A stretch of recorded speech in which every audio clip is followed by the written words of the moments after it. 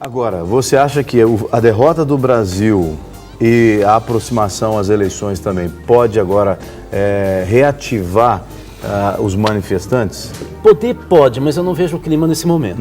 Aqui é um pouquinho mais complexa a situação. O brasileiro, a massa dos brasileiros, ele vive a sua vida particular absolutamente apartada da política. Isso é histórico no Brasil. Por quê? Porque a grande maioria dos brasileiros pensa assim: quem está do lado de lá, os políticos, as autoridades públicas, são pessoas que não estão no meu dia a dia. Grande parte deles eu não sei nem o que fez para ter tanto sucesso e ter tanta opulência.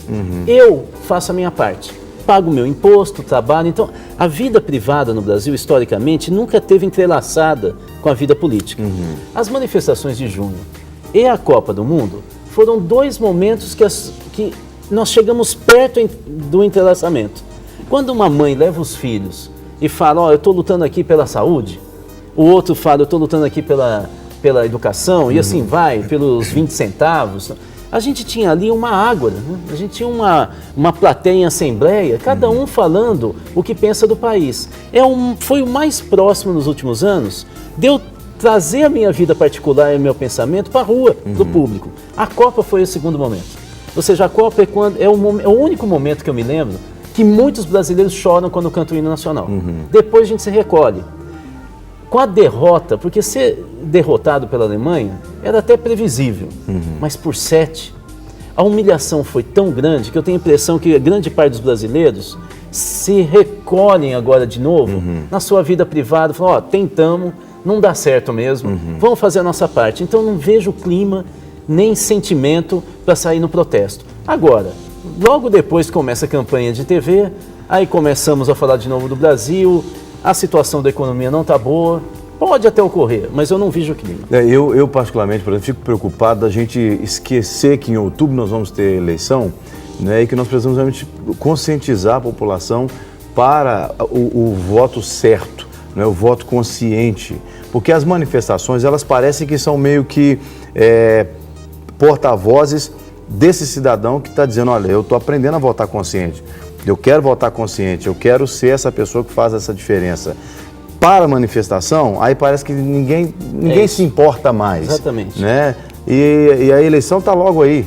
É isso. Na verdade, a gente sempre tem no Brasil, para quem quer a democracia, né, a gente sempre tenta entender qual é o fiozinho que liga de novo a nossa vida no trabalho, com a família, a nossa vida particular e familiar, com a vida pública, né, com a democracia, com a solidariedade em relação aos outros e não só com aqueles que eu conheço. Né?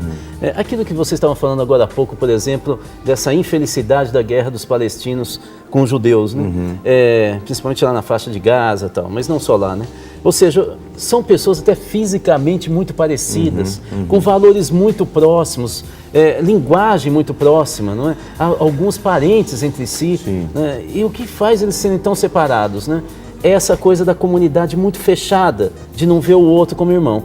Então, a democracia tem que construir esse olhar mais amplo na planície. E aí, as manifestações, de alguma maneira, fazem a gente pensar, mesmo quando a gente é contra, fazem a gente ter esse fio de ligação. Né? Elas não estando aí na rua, e com essa derrota cachapante, a tendência realmente é a gente falar, lá perto das eleições eu vejo quem que o meu vizinho, o meu pai, meu amigo vai votar, pergunto, pego o santinho e voto. É um descompromisso enorme. Então, acho que você tem toda a razão, pastor. Nós temos que pensar, inclusive vocês aqui, mas nós também, cientistas políticos, as pessoas públicas, o que a gente pode estar alimentando para voltar a ter esse fiozinho de condução que não faça a gente só pensar que vida séria é vida só em casa e no trabalho. Eu sei que a gente está num período agora que a gente não tem como, por exemplo, mencionar de alguma forma os candidatos, mas pelo cenário político que se mostra hoje, qual que é, por exemplo, assim, a sua previsão de posicionamento da população? Porque a gente sempre conhece aquela história, até mencionamos, citamos hoje, passando no programa, sobre a ideia do pão e do circo, né? E os governantes, eles eles acabam tentando criar formas de apresentar um lado bonito da história para a população. A gente sabe que a gente, nesses últimos anos, não tem vivido de forma satisfatória com tudo que a gente tem visto no cenário político brasileiro. Mas você tem esperanças de em outubro a gente ter assim, uma reformulação no cenário político ou não? O que você acha? Eu não tenho muita clareza ainda. O que é que eu tenho clareza como cientista político? Primeiro, que a grande maioria da população está indecisa. Só para ter uma ideia, que talvez o eleitor não saiba. O Datafolha fez uma pesquisa muito recente que perguntava para cada eleitor que já tinha clareza em quem votar para presidente da República, se a eleição não fosse obrigatória, se ele votaria naquele candidato.